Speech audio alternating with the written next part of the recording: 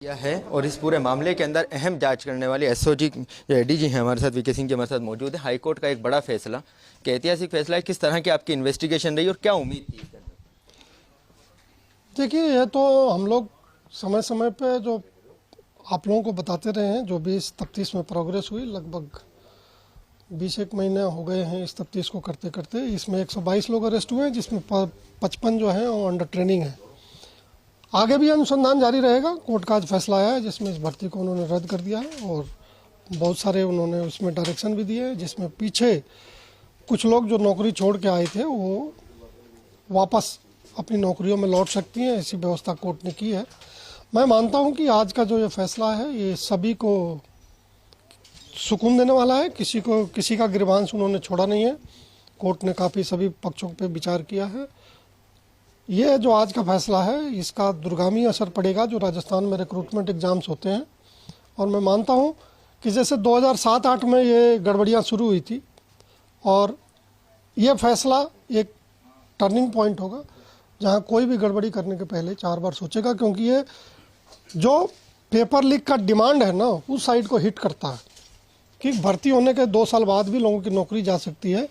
अगर ये चीज़ पैदा होता है तो गैंग के पास कोई पेपर लेने जाने के पहले 10 बार सोचेगा, क्योंकि जेल भी होगी, परीक्षा रद्द भी हो सकती है और जेल और जो पैसा है गैंग को वो भी नुकसान हो सकता है। तो मैं मानता हूं कि ये डिमांड साइड पे काफ़ी हिट करता है। इन्वेस्टिगेशन की, काफ़ी लंबी इन्वेस्टिगेशन चली, उसमें कौन से ऐसे पॉइंट थे जो इस केस को स्ट्रॉन्ग बना देता है, जिससे ये साबित हुआ कि हाँ पेपर लीक हुआ, हाँ इसको रद्द होना चाहिए? क्या देखिए, जगदीश बिश्नोई गैंग, पौरो कालेर गैंग का जो इसमें शामिल होना था, बड़ी संख्या में डमीज, और लास्ट में जो पेपर बनाने वाले थे बाबूलाल कटारा, उनका खुद में पेपर को आउट करने में शामिल हो जाना, ये एक बहुत बड़ा इस भर्ती पे प्रश्न चिन्ह लगाता था।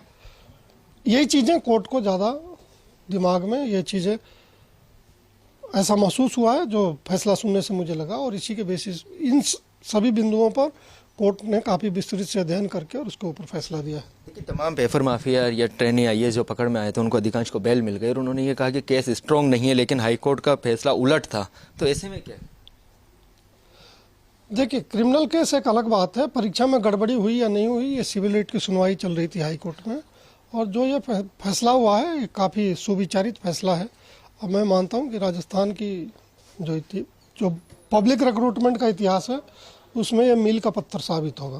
तो फिलहाल अभी एसओजी की जांच चल रही है, प्रोसेसिंग में है। क्या मानते हैं कि इसमें और कुछ खुलासे हो सकते हैं, खासतौर से इसके केस के अंदर, क्योंकि अब भर्ती रद्द भी हो चुकी है, तमाम अब चुनौतियां भी नहीं है, डायरेक्ट आप पूछताछ भी कर सकते हैं, बुला भी सकते हैं, कुछ और भी रडार पे है इस मामले में?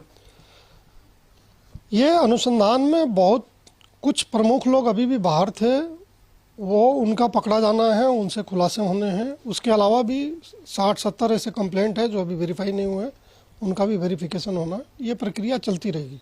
तो फिलहाल इस भर्ती के अलावा कोई और ऐसी भर्ती प्रक्रियाएं भी जिसमें एसओजी उसके अंदर नज़र बनाए हुए है रडार पे? क्योंकि कई ऐसे मामले हैं जिसमें लगातार एसओजी ही खुलासे कर रही है कि ये फर्जी हुआ, ये इसके अंदर, ये भर्ती के अंदर ये शामिल हुआ, इसमें गलत हुआ। अभी बहुत सारी भर्तियां हैं जिस पे काम चल रहा है और आने वाले टाइम में हम लोग इसका खुलासा करेंगे। अभी तक जो दर्ज एफआईआर है वो भी बहुत बड़ी संख्या में है, उस पर भी कार्रवाई चल रही है और हम लोग कोशिश करेंगे कि ज़्यादा से ज़्यादा मुकदमे दर्ज करके और जितना जल्दी कार्रवाई हो सकती है वो करके पब्लिक के मन में एक विश्वास पैदा कर पाएँ। और सरकार ने जो हम पे ट्रस्ट जताया था और पब्लिक को जो भरोसा दिया था, तो सरकार को हम लोग अपने पे जो ट्रस्ट रिपोज किया है उसको उस पर खरे उतर पाएँ और पब्लिक की जो सरकार से अपेक्षा है वो हम लोग पूरा कर पाएँ, ऐसा हमारा प्रयास रहेगा, मेरा और मेरे पूरी टीम का। फिलहाल वीके सिंह जी, जिनका साफ तौर पे ये कहना था सरकार का और पब्लिक का भरोसा एसओजी पे बने रहे, उसी दिशा के अंदर काम कर रहे हैं। आने वाले दिनों के अंदर और ऐसी कई भर्तियां हैं जिसका खुलासा एसओजी की तरफ से किया जाएगा जिनमें धांधली हुई। कैमरा पर्सन जितेश के साथ Ziauddin Khan, first India news, Jaipur.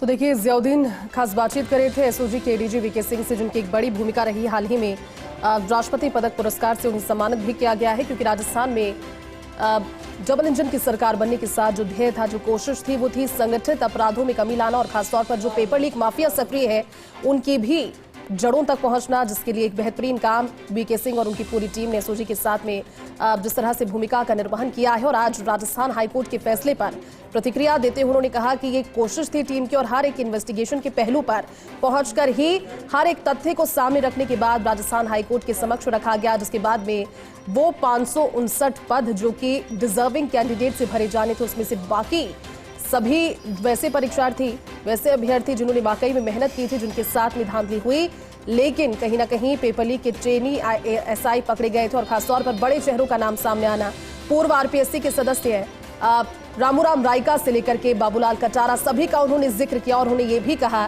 क्योंकि अभी भी एसओजी की जांच जारी है, परीक्षा भी रद्द हो गई है, लेकिन कई बड़े चेहरे और कई बड़े जो खुलासे हैं वो अब भी हो सकते हैं। और खासतौर पर और भी परीक्षाएं ऐसी हो सकती है जो पूर्व में हुई हो, जिनमें धांधली की संभावनाएं हो, उम्मीद हो, उससे इनकार नहीं किया जा सकता। और उसको लेकर के लगातार टीम सक्रिय रहेगी।